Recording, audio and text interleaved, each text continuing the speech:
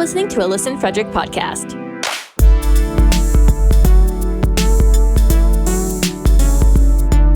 Local podcasts, live radio. It's Listen Frederick.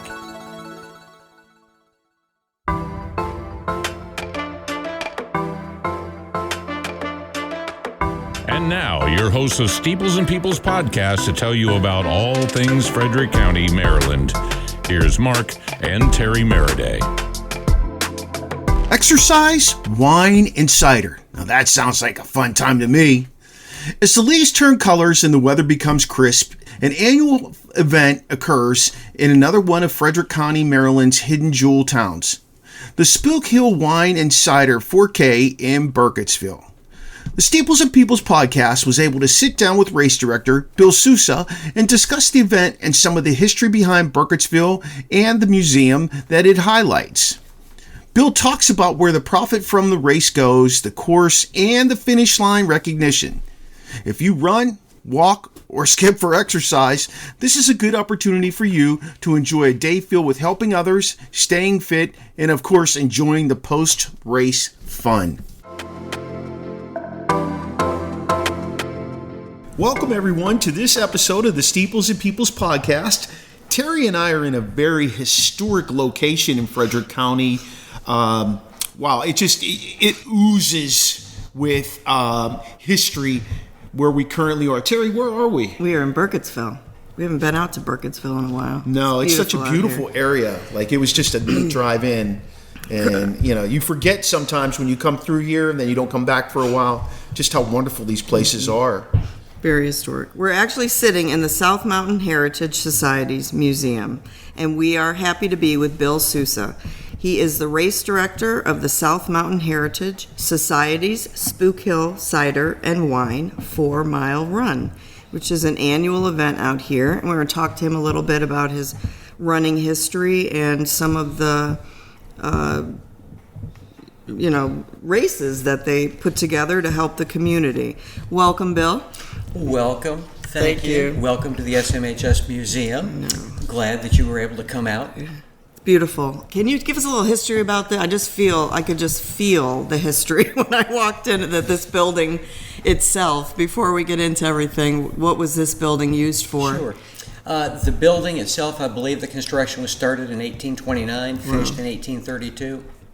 It was a German Reformed church up until, I think, sometime during the 70s, and it was decommissioned. SMHS was founded to take over possession of it. And right now, we hold some educational events here every Saturday morning, April through September, the first Saturday of the month. Mm-hmm. There's an educational program here with a docent. Our president, Jody Brummage, gives little tours, all that. And you said there's a big book sale. When does that usually take place? Every Saturday in October, 8:30 to 4 p.m. Nice. We've got thousands of titles, all different genres, from romance novels up to research-type materials. Nice. Bill, you mentioned to us before we got going about some of the lore of the building and the surrounding area. Can you share that? Sure. Back during the Battle of South Mountain, the museum building was actually used as a field hospital during the Battle of South Mountain. So, local lore has it that the floorboards in the sanctuary were actually running with blood seeping through the floorboards down into the crawl space, with amputated limbs just stacked up like cordwood outside the windows. Yeah. And we do have a collection as well of letters from folks that served here, folks that were treated here as well, in some of the display cases that are out now. That's pretty interesting to me. All right, I'll get on a more positive note. Can you tell us a little bit about you? I know you're up from, were you born and raised in Rochester? Raised in Rochester. There you go, yep. Up near where I was born and raised. Tell us a little bit about your life before running. Well, my life before running, I played hockey and soccer, but was not a standout soccer person. A funny lead into the running portion. whenever we would do our 3-mile conditioning runs for soccer, I would be a half mile behind everybody else wow. by like the 1.5 mile mark. Wow. And the coach would just shake his head, wave me in, say, we're not going to wait for you. Lo and behold, I find out, 20 plus years later that I can actually run. I do like to run. and then I can run long distances, albeit not quickly, but I can run long distances. Wow. You look like a runner. You got your Brooks running hat on. Did you get a run in this morning? I did not. Nope. I got a hike in yesterday on the Appalachian Trail. Nice. But not this morning. How far did you go? Yesterday it was about 8 miles. Okay. Wow. But you do still run a few Yeah. days, a week. If I'm running, you can call the cops or the police because something's chasing me. Okay. That's where I'm at. As long as it's not the police chasing you. Oh no, I would never have the police chasing me. So you've been in many runs over the Yes. years. You have a few that are memorable, or Yeah, one of the most memorable was my first and only JFK 50 miler. 50 I miles. I ran that with Nice. a good friend, Becky Walter, who's also track and cross country coach over at Boonesboro. We ran that step for step. It was both of our first ultra distance events. Wow. And it was great for us, not so great for Mary Zielinski, who we loaded up with, it must have been 50 pounds worth of gear that she hauled around the course for us, of which we didn't use 49 pounds of Oh no. over the course. We learned a lot from them, but that's a fond memory. Another one of the 100-milers I did, Virgil Crest, up at Greek Peak Ski Center Sure. there in New York, and that is the only 100-miler race that I've done in which I was hallucinating. Oh I wow. can imagine. So that was pretty cool. I mean, not at the time. I was wondering, yeah. and it wasn't anything neat. But you It pushed was- yourself to the point Well, of it hallucination. took me more than 32 hours to finish that one. But I wasn't imagining, a cold beer or popsicles or anything after being on my feet for more than 30 hours. Wow. I So was imagining 5-gallon buckets that were ringed green, white, and red. I would see them thinking, I must be coming up at the aid station. I'd get up a little further. nope. Ain't there. Wow. So that was a neat experience. So when you run 100 or 50 mile race, you run it right through, like Yeah. you don't obviously. Okay. You ran for 32 hours? 30. Yeah. Well, it wasn't all running. Well, no, you I did mean some you're not at walking. Oh, yeah. you're A not lot, at full. yeah. I No. get that. Yeah, a lot of power hiking in that with the mountains. Okay. We had to go up the ski slope at Greek Peak Oh. twice on every loop. And what the cruel thing they did at Virgil Crest, you go up to the top, you come back down 2/3 of the way, Then and go you up. circle back up again and come back down. So all right, a person runs 100 miles. What is a good time for 100 miles? A good time, Good time, for a like mortal hours. Yeah. is sub 24 hours. The world record is just over 12 hours. Oh my gosh. 100 miles. 12 hours on a track, yes. Wow. I That's think insane. the one It and is only insane. the one time in my life that I went skiing, which was one of the best days of my life, because I actually did pretty good because everybody was cheering me on. But I think that was at Greek Peak. How about that for a little That's history about impressive. myself? I get delusional when I'm driving 100 miles. I can only imagine running yeah. 100 Well, when miles. people hear that you've run a 100-mile race, they're like, I don't even like to drive that far. Yeah. I don't either. That's why I run it. Gosh, that's amazing. Bill, running for the bathroom is something as I get older I do frequently. As do I. Myself as well. You had a race, run for the bathroom 8K. Talk about that for us. Well, the history behind that is here in the SMHS Museum, we never had any indoor plumbing.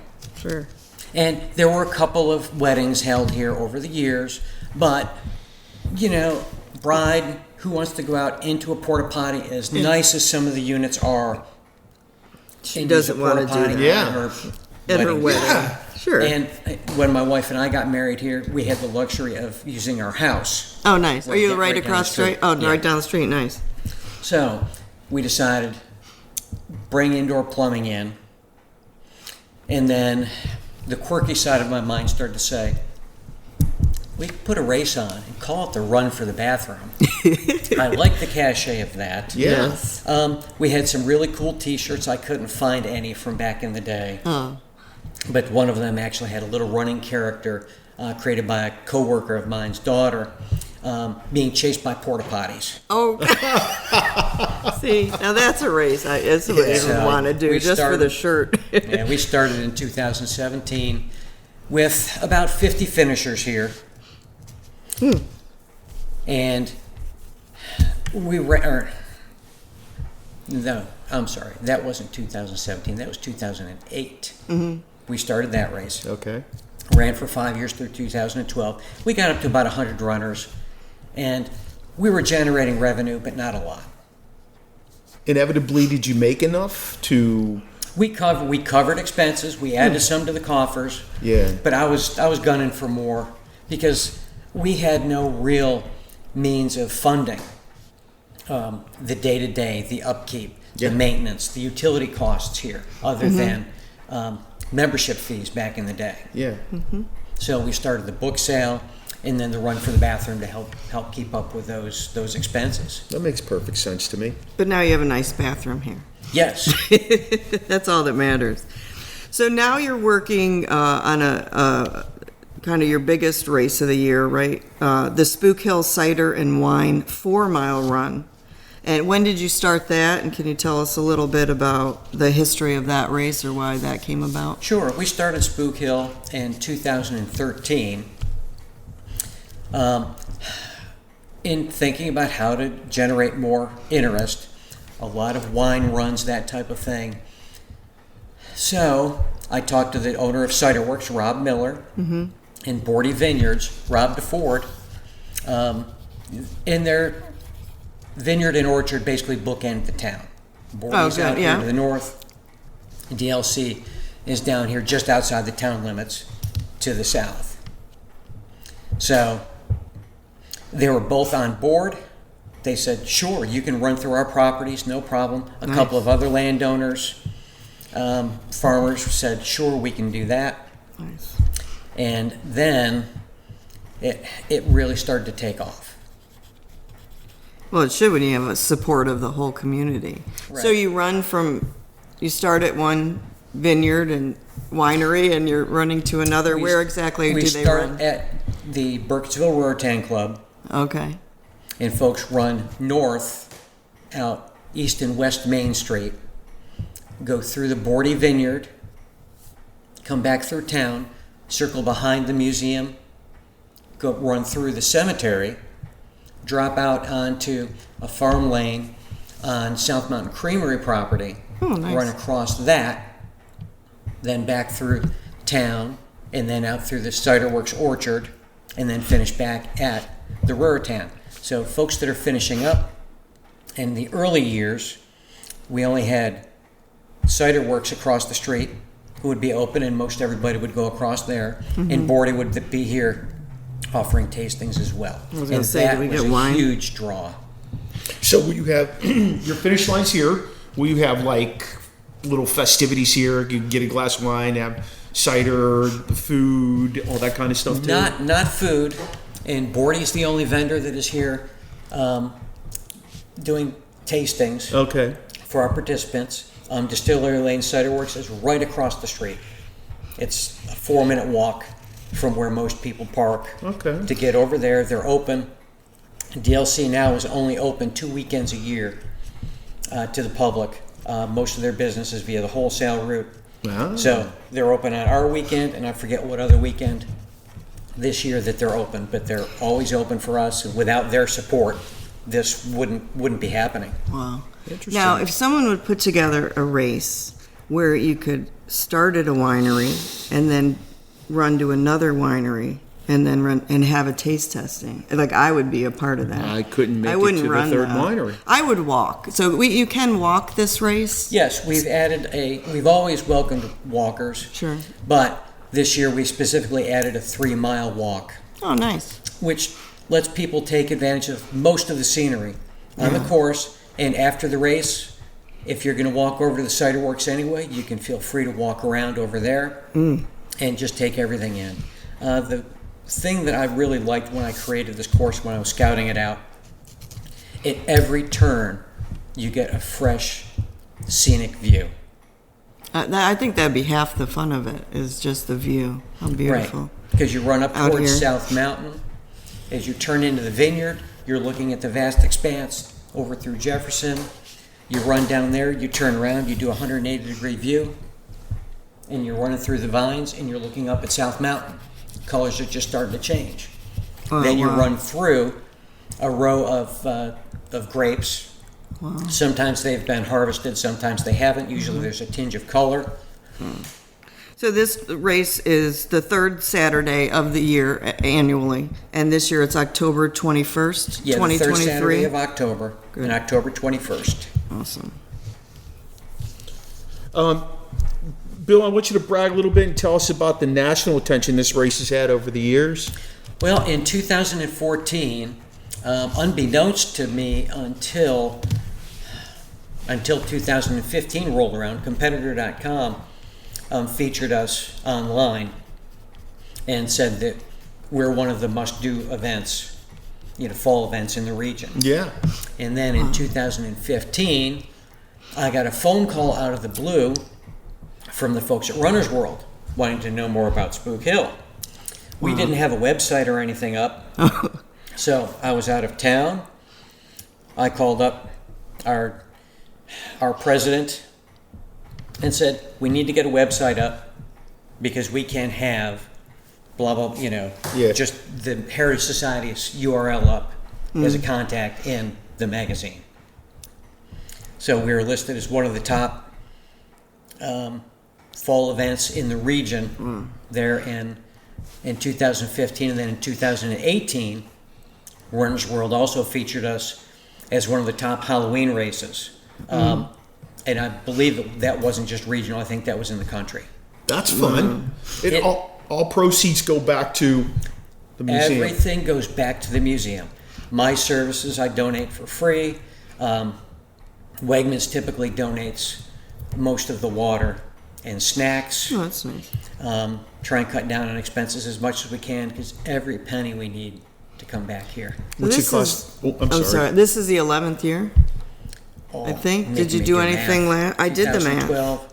Yeah. Oh, I thought it was 2013. No, you're right. It is doesn't 13. matter. Anyway, you've had we quite a did bit. we did virtual in 2020. Oh, did you? Oh, But- yeah, I remember the YMCA during- and some different during annual COVID, events. we did that, but Oh, we that's still nice. brought money into the organization. Nice. Do you have any other annual races? Yeah, we put on the Making Hay 5K and 10K out of Catoctin Creek Nature Center and Park over in Middletown. That's every April, third Saturday in April. So I've timed it so we've got our races 6 months apart. And that's two beautiful courses. The 10K utilizes the roads that ring the park over there. You go across two wooden one-lane bridges Oh, wow. and run on dirt roads.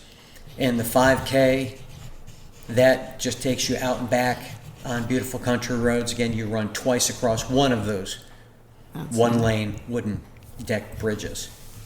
Are races like rain or shine? Yes. I imagine, so you don't even need like a alternate date. No. Sorry. Not at all. Bill, you've got I'm sure you have a ton of people that you're partnered with, that sponsor you. Can you name a few? I mean, first and foremost, Distillery Lane Cider Works and Bordy. Without them, we couldn't do it. Mm-hmm.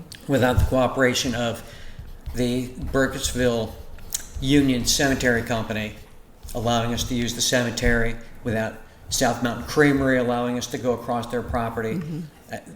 The mayor and council of Burkittsville have always been behind us, even though we shut down traffic, for a couple of hours, one day a year here. Those folks are just stellar local supporters. And then long-term sponsors, Body Sense Physical Therapy over in Boonesboro. My friend Shannon owns the clinic there. She has been behind us since the days of the Run for the Bathroom. Arise Chiropractic and Mountain Spirit Yoga have been behind us as well. Really just great people. And this year we brought on board Partners Veterinary Emergency. Oh yeah, they have a new location in Frederick. I don't think is it open Not yet, but not yet. It'll be open in a couple of months. Over by Kohl's. Yes. And it's in the old, there was a shoe place or something there. Oh, I know what you're talking about. Yeah, and the owner, and the president of the company, Christine Stafford, is a local runner I've known for years. She'll be running Spook Hill and usually runs both of our events. Wow. That's fantastic. Yeah. So as in your life without running, you still have running. You own WF Running LLC. Can you tell us a little bit about that? Is it a consulting service for races or? Yeah, it's an offshoot of my being a race director. In addition to doing the events for SMHS, I also was race director for the Steeplechasers Rick's Run for a number of years. I brought that run to fruition. I helped the Girls on the Run of Frederick County, which is now Girls on the Run of Mid and Western Maryland, get their Candy Cane Dash off the ground, helped with that in their Spring 5K for a number of years before I was officially installed and hired as race director there for a number of years. So I've cut back on the race directing portion, but I still offer consulting services, equipment rentals. I will design courses for people, help them develop safety protocols, that type of thing. And the biggest part of the business is my announcing and emceeing. Do you have any involvement in the big race weekend in Frederick? The only involvement I have there is I usually set up my sound system at the Girls on the Run water stop, which is right around mile 11. Okay. And I provided entertainment there for a number of years.